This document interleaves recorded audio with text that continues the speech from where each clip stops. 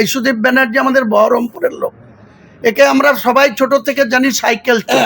এই সাইকেল চোরকে নিয়ে এসে কলকাতার উত্তর কলকাতার লোকসভার মেম্বার করে তার স্ত্রীকে নয়না দাসকে দেখেছি যাত্রার প্লেয়ার, আমার ক্লাবে যাত্রা করতে গিয়েছে অ্যামেচার পার্টি। আমি সেক্রেটারি ছিলাম মানিক কর সারিঙ্গ সুন্দর স্কুলে, আজ থেকে 20 বছর আগে।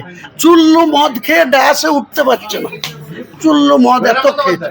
হ্যাঁ, আমি দেখ বলছি উনি ক্ষমতা থাকে আমার সামনে। কল্যাণ বন্দ্যোপাধ্যায় মুখ্যমন্ত্রী বলতে অভিষেককে চান নাকি দলকে চান?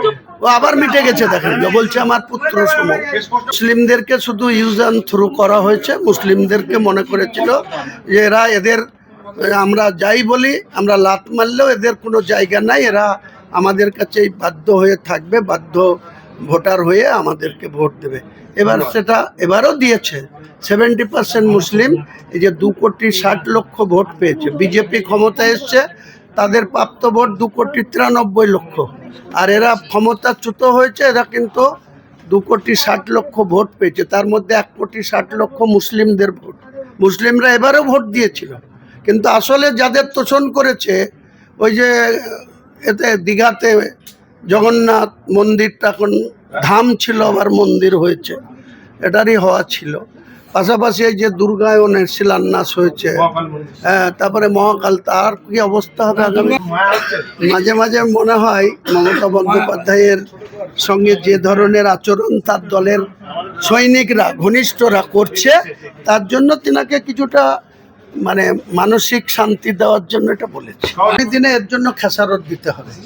যারা পুরনো বিজেপি বা যারা অনেক দিন ধরে বিজেপি নীতি আদর্শ ধরে দলটা করে, তাদের এই যে চোরদের, তুলাবাজদের, যারা অভিষেক যা বলেছে তাতেই হ্যাঁ দিয়েছে, এখন অভিষেকের বিরোধিতা করতে গিয়ে তাদের মন্ত্রীর বাড়িতে সোফায় বসে তাদের আপ্যায়ন করা হচ্ছে, চা খাওয়ানো হচ্ছে, অন্য কিছু ডিনার করানো হচ্ছে। তো এইসবের খেসারত বিজেপিকে দিতে হবে। বিজেপি কেন তাদের প্রশ্রয় দিচ্ছে এটা তো আমি বলতে পারবো না। বিজেপি দেখুন গা, এর মধ্যে আওয়াজ উঠতে শুরু করেছে যে যাদের আমরা 1 মাস আগে চোর বললাম, সেই চোরদের নিয়ে কেন বিজেপির নেতৃত্ব এখন এত ইন্টারেস্ট দেখাচ্ছে, এটা তো আমাদের জবাবদিহি করতে হবে। ওটা নিজে নিজেই বলে না, বাংলায় একটা কথা আছে গ্রাম যে কুড়ুল নিজের পায়ে মারে, দিয়ে পা খাম করে। তো এরা নিজের পলিটিক্যাল অস্তিত্ব এরা নিজেরাই শেষ করছে। আগামী দিনে মানুষের কাছে এদের কোনো অ্যাকসেপ্টেন্স থাকবে না। আমরা যে সায়নিবাসকে দেখতাম যে মমতা বন্দ্যোপাধ্যায়ের মতো সাজ পোশাক মমতা বন্দ্যোপাধ্যায়ের পাশে ঘুরতেন, এখন দেখতে যে তিনি বিমানবন্দর থেকে মুখ ঢেকে আসছেন, কি বলবেন এই বিষয়ে?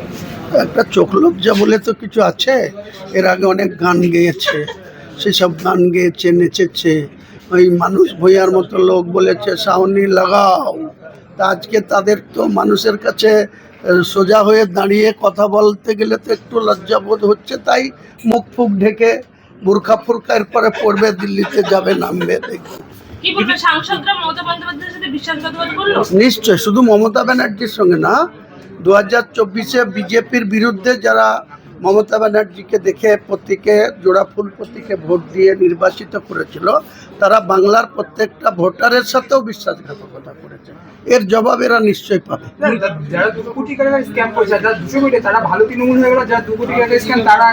সেটা আপনারা জার্নালিস্ট মানুষ, সংবাদ পরিচালনা করছেন, আপনারা বিচার করবেন, মানুষের কাছে তুলে ধরবেন এদের ক্যারেক্টার। এরা আমাদেরকে অনেক কিছু বলেছিল, আমাকে 1000 কোটি টাকার ডিলের কথা বলেছিল এই তৃণমূলের লোক। আজকে তারা কোন স্বার্থে সেই সমস্ত বিজেপির নেতাদের শরণাপন্ন হয়েছে, তো সেটা তারাই, মানুষ তো বিচার করবে। পলিটিক্যাল যে কোনো ম্যান, তার মূল্যায়ন আম পাবলিক করে।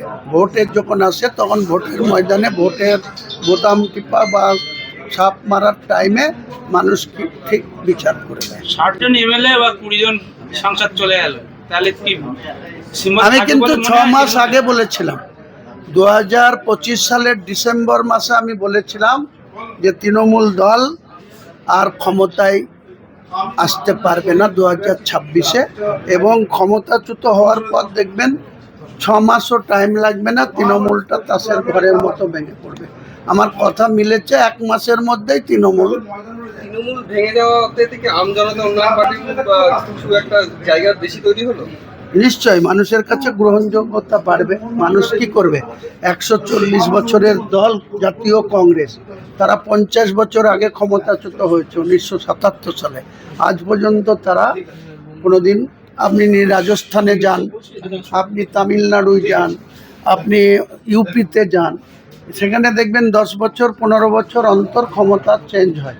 কখনো কংগ্রেস আসে, কখনো বিজেপি আসে, কখনো উত্তরপ্রদেশের সমাজবাদী পার্টি আসে, মায়াবতী পার্টি আসে, আবার বিজেপি আসে।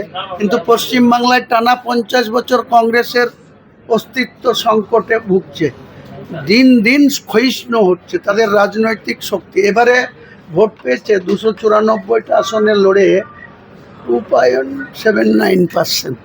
তাহলে সেই রাজনৈতিক দলের ছত্রছায়া থেকে কোনো মানুষকেই তো শেল্টার দিতে পারবে না। তার মানুষ কেন তাদের জীবনের ঝুঁকি নিয়ে তাদের মিটিং মিছিলে অংশগ্রহণ করবে? মানুষ তো ডাঙায় থাকতে চায়, শক্ত জায়গায় পা রেখে থাকতে চায়।